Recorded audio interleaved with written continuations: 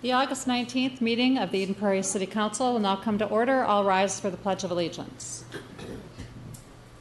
I pledge allegiance to the flag of the United States of America and to the republic for which it stands, one nation, under God, indivisible, with liberty and justice for all. Prior to the start of each City Council meeting, we have an opportunity for Eden Prairie residents to address the Council on issues related to Eden Prairie City government. Typically, our Council meetings are the first and third Tuesdays of each month, and the open podium period of time is from 6:30 to 6:55 in the Council chambers. If you wish to speak at open podium, please contact the City Manager's office at 949-8412 by noon of the meeting date with your name and the subject matter you wish to discuss, as well as your phone number. If time permits, we open up the floor to unscheduled speakers. Open podium is not recorded or televised. And again, if you have any questions on this, please contact the City Manager's office at 949-8412. Thank you. We'll begin with calling the HRA meeting to order. Do we need a roll call for that? Yes. Okay. Roll call, please. Councilmember Case. Here. Councilmember Butcher Wickstrom. Here. Councilmember Nelson. Here. Mayor Terlukens. Here. The first item is approval of minutes from the HRA meeting held on July 14th, 2014. Is there a motion to approve those minutes? Well, before we do that, are there any corrections to the minutes? Hearing none, is there a motion to approve? So moved to approve. Second. All in favor? Aye. Aye. Motion passes. The next item is the Eden Gardens housing project. We have a few things there. Mr. Getchow? We do, Mayor, Council, HRA, related to that. First is kind of the major item at the HRA level that, from the council perspective, you've been through, the project has been through the land use approval process, and you'll see later on at the council meeting that the second reading of Eden Gardens is on the regular council agenda. However, this action relates to the HRA actually carrying out the project and executing a purchase agreement for the property. And as you know, we've discussed this over a long period of time, that the ownership that the HRA will take would be very brief. The HRA would be acquiring the property from the Minnesota Department of Transportation and then immediately then selling the property, as is outlined in the memo, to Eden Gardens LLC so the project can move forward. And so we need to conduct a public hearing and then take action on the project and the project's parameters. So the HRA has certain authorities under which they can purchase and sell the property. In this case, it's for neighborhood project that has several green elements to it, but also has moderate income elements to it. So you can see that the city attorney lays out in the resolution the terms and conditions of the sale based on the moderate income requirements, based on all of the green elements as well. So as you know, we've been discussing this project for more than a year, if not 2 years, all the way back to our strategic plan for housing and economic development. And the staff is here and the developer is here to answer any questions that you may have related to this project. Okay, thank you. Council, any questions for Mr. Getchow or any staff member? Okay, hearing none. This is a public hearing. Is there anyone from the audience that wants to address the council on this issue? Seeing none, I move to close the public hearing and adopt the resolution determining to carry out a housing development project, identifying the project area and adopt findings, and adopt the resolution approving purchase and sale of the project area and establishing terms and conditions for the project, and authorize the mayor and city manager to execute the purchase agreement, housing project agreement, and such other documents as are necessary to consummate the transaction. Second. Any discussion? Yes, Mr. Case. Just a quick question about the park dedication fees to moderate income buyers. We have a hard time, or we've experienced a hard time over the years in having conservation easements seem to fall away sometimes in many sales down the way, and I'm just curious how this stays a known entity if it's 8 years down the road? And then second, once it gets paid, so let's say after 3 years, someone who doesn't qualify ends up buying it and they have to pay the full dedication fee. The next time it sells, it's already been paid, right? I mean, Correct. Okay. So just a question about how we'll ensure that it stays knowledgeable to all future buyers. There's no magic way. It's we will need to set up a tracking system to track the ownership and sale of the property. There are built-in protections, though, because there will be the housing agreement, which contains these restrictions, will be filed against the property. So unless you're paying cash for the property, you'll be getting mortgage financing with a bank. They will note the agreement, they will read it, see the requirements, and want to make sure that their mortgage falls ahead of those requirements, which will prompt the payment. So someone would list their house for, I'm making this completely up, but $272,000 and go, and the buyer would sign papers, and suddenly that 272 would become whatever, 274 or something, but it would just kind of go up at the last minute. Could it mess with a sale? No, who's ever providing the financing is going to, in order to protect their mortgage interest, are going to need to obtain confirmation from the city that either the fee is not due, so they'll have to provide closing statement information to us, which is, I haven't gotten to this level of detail with Ms. Jeremiah, but that's what I would say. We will require a copy of the closing statement that will be presented at the closing. So likely In order that to fee get would be it, they'll part of want a that closing. sign-off Sure. from us, and we'll either sign off based on the closing statement, or we'll sign off saying only if we're paid the park dedication fee. I'm fine with that. Did you want to No, I didn't. say something, Ricky? I think Mr. Rosso wants to possibly change a condition of action related to the closing. Okay.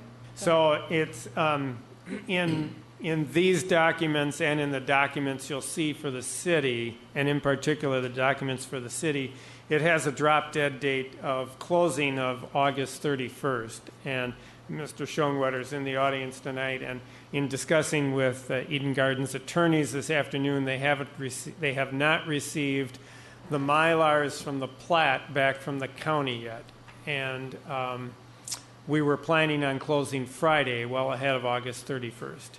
And I'm just a little concerned that if we don't get the Mylars back until the beginning of next week, I already know that MnDOT is tied up 2 of those days for next week, and Friday's a Friday before the holiday, so I can anticipate what will happen there.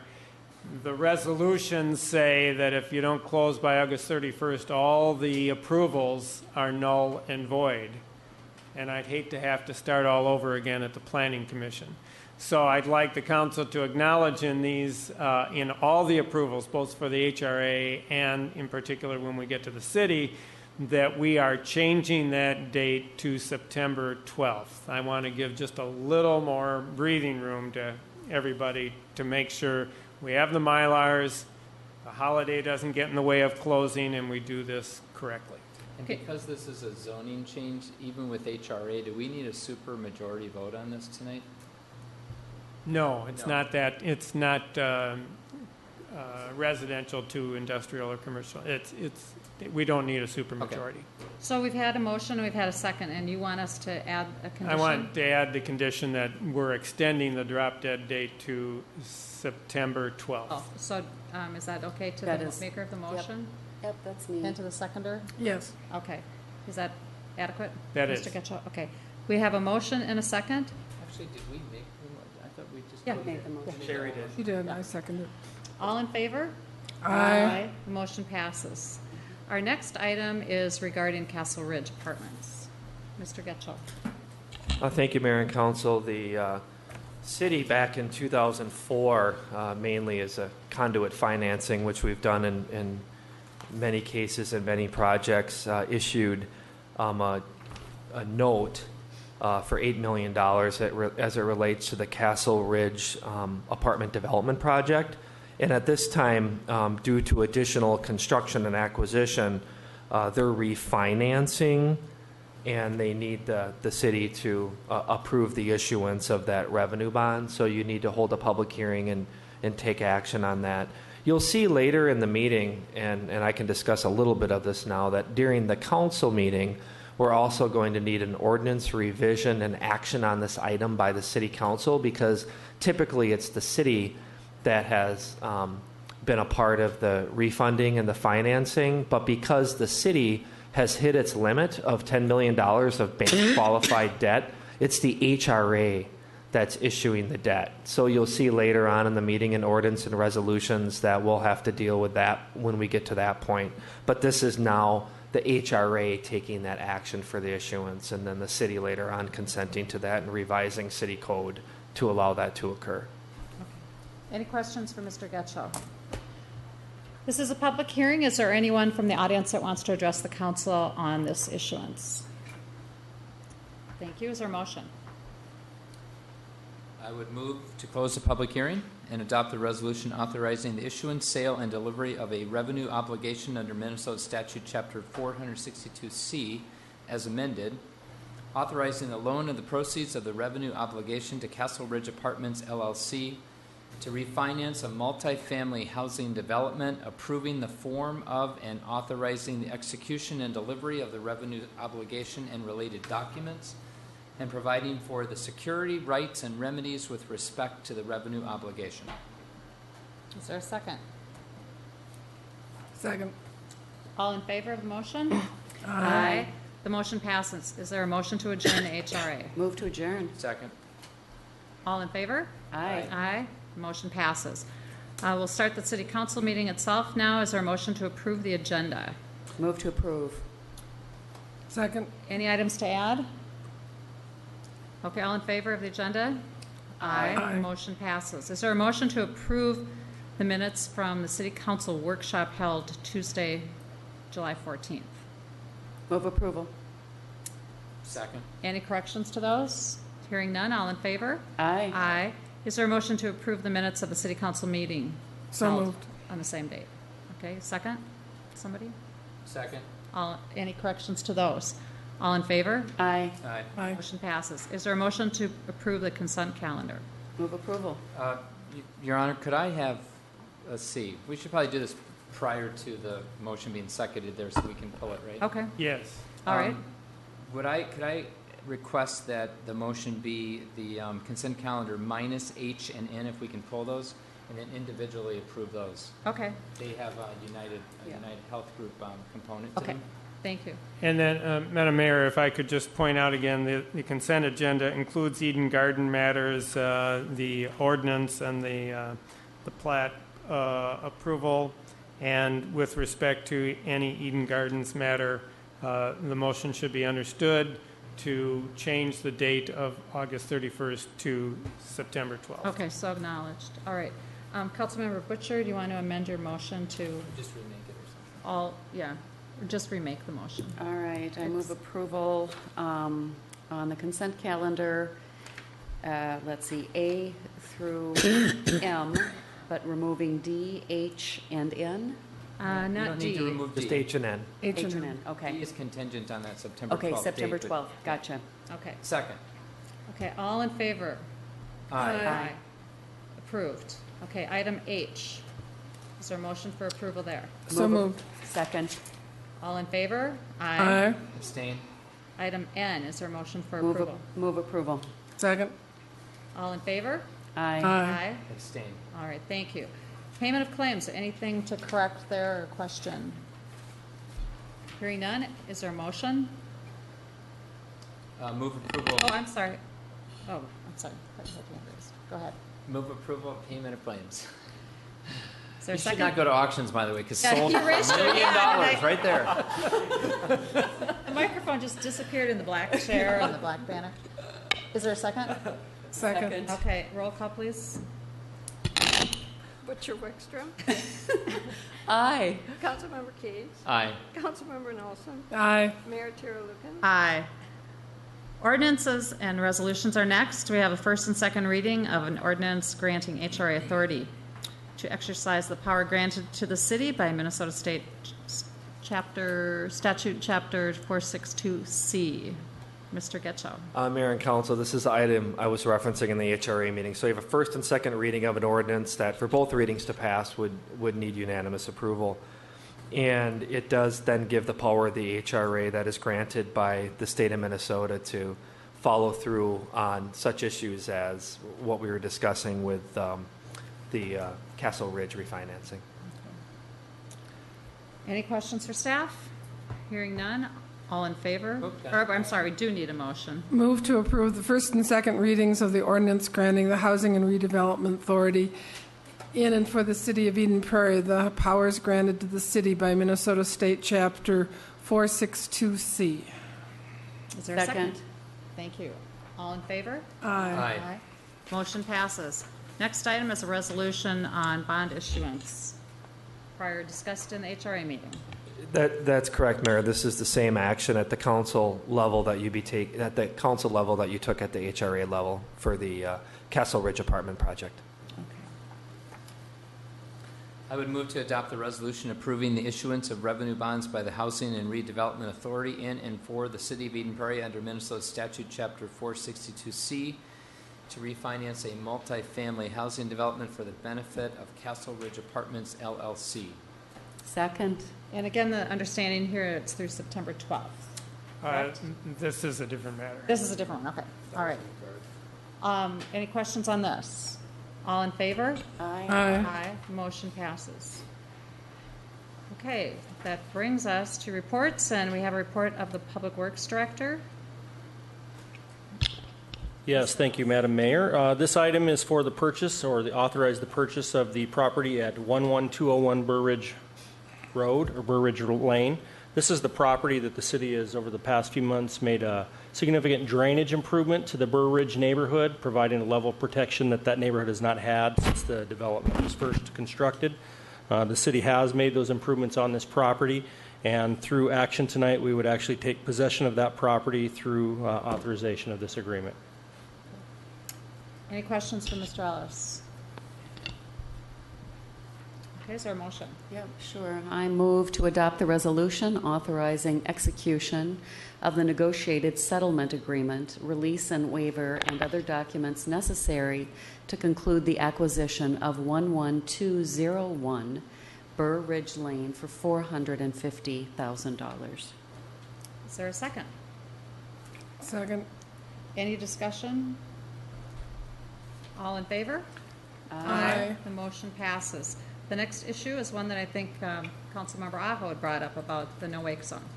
Mr. Ellis. Yes, thank you again, Madam Mayor. At the previous City Council meeting, we had been going through a number of large rain events, and it had caused the elevation in our area lakes to rise. And we had seen communities around us enacting no-wake zones. We, in fact, did that ourselves through some executive actions or orders that were issued through the DNR. They allowed cities to administratively put on a no-wake zone. That is not an opportunity that we would have in the future. It was a one-time deal. So if we want to be better prepared in the future to quickly enact slow no-wake zones, we'd have to first enact an ordinance. And we've been visiting with DNR to find out what type of process do we need to go through to get that ordinance enacted, because it's a little bit different than most ordinances that we approve here locally. So it is something that would be available as an option to us. The first thing we would need to do is host a hearing of what that ordinance might look like. We'd have to send a transcript of the public comment that we received to DNR. DNR would then take a look at our proposed ordinance, the public comment that's received, and they would make a determination on whether or not they supported that ordinance. If they did, we would be given the green light to come back through our normal process of doing a first and second reading public hearing for our ordinance. So it's just a little bit lengthier than a normal ordinance that we would approve through our process. We've taken a look at what some other cities have done. We've sought advice from our council, and we think that we've actually included a draft ordinance to kind of explain what that might look like. Generally, what we see is ordinary high water levels are established for every lake in the state by the DNR. That's usually the trigger point. When your lake elevations get at or above that, it would automatically create that slow no-wake zone. And then as lake levels decrease to a certain point below that, and maybe it's a certain number of days where it's seen continual drop, it could either be administratively lifted or it would automatically be lifted if it's a period of 3 days. So it's kind of there's a wide variety of ways that you can write that language, but the general consensus is you need to hit the OHWL or something very close to that where you know you're having problems. Then once it's below that, it would administratively be lifted, or you would wait 3 days and would automatically be lifted. So those are the types of ordinances that DNR has been receptive to. So if there is an interest, we would come back at a future council meeting and host that public hearing so we could submit the transcript of public comment to DNR and get their opinion on our ordinance as well. Then we'd come back again, like I said, through the normal first and second reading. One thing that I will note that if there is interest in moving forward with this, I think that staff might make the recommendation that we look at this only for Bryant Lake, Riley, and Starring. Mitchell and Red Rock already have restrictions on horsepower, electric only motors, so I don't think that we're going to have a problem with wakes on those lakes. And it could become more of an administrative headache because some people might not want to see that slow no wake, others would, and I think that we're probably not going to see a problem on those 2 lakes, but the other 3 lakes where we have larger vessels operating, I think those are the ones that we should feel this ordinance out on, and in the future we could always amend and add additional lakes in the future, but our recommendation would be start with those 3 lakes if there is an interest. Okay, and again, that was Riley, Bryant, and Starring? That is correct. Okay. Council discussion, Ron? Yeah, I have 2 questions. Do we have statutory authority over Riley, or do we have to go to the state of Chanhassen every time we pass a rule? Yes, very good question. I forgot to mention that. We would need to enact a similar ordinance to Chanhassen. They'd have to mirror each other. Okay. Our communications with staff members there is they're supportive of this, so I think that we could find an ordinance we can both agree on. Second question is, it seems to me that the main damage of a fast boat's high water would be to shorelines that there are houses with shouldn't have manicured yards, but they should have it rough 20 feet back. But nonetheless, some damage to shoreline of private ownership. Starring has absolutely none, and the lake is smaller in terms of the potential fast, high-speed boat. Do we want? I'm not saying we'd be wasting administrative time, but do we want to be concerned with Starring when really it seems like Riley and Bryant are the 2 that would occupy most of our energy? I would agree those 2 lakes, Riley and Bryant, would be the focus of our attention. The number of calls we would receive would be directed to those 2. However, we feel that Starring Lake has a potential to be a good destination if the water quality improves, the fisheries improve there, and we're seeing positive trends that direction. So we thought if we're going to include a 3rd lake, that would be the one. I can do that's great. And Duck already has a limitation on it? It does, yes. Okay. No, I'd be in favor of going ahead and having you draft something. Sounds like you have, and bring it back. Yeah, I think this is a good idea. We've certainly heard from the residents around Bryant Lake particularly that they wanted this done, or wanted the no-wake zone to go in after this last flood. So I think if we have an instrument like this where we can do it more quickly, that would be just wonderful, and the citizens would be really in favor of it, I'm sure. Okay, so you don't need a motion or you don't need direction, just, okay. All right, well, that is the last item on the agenda for tonight, believe it or not, unless anybody has any other business to bring Yeah, I up. had 5 or 6 items. Okay. Yeah, you didn't mention them earlier. Yeah. I would move that we adjourn. Second. All in favor? Aye. Meeting adjourned.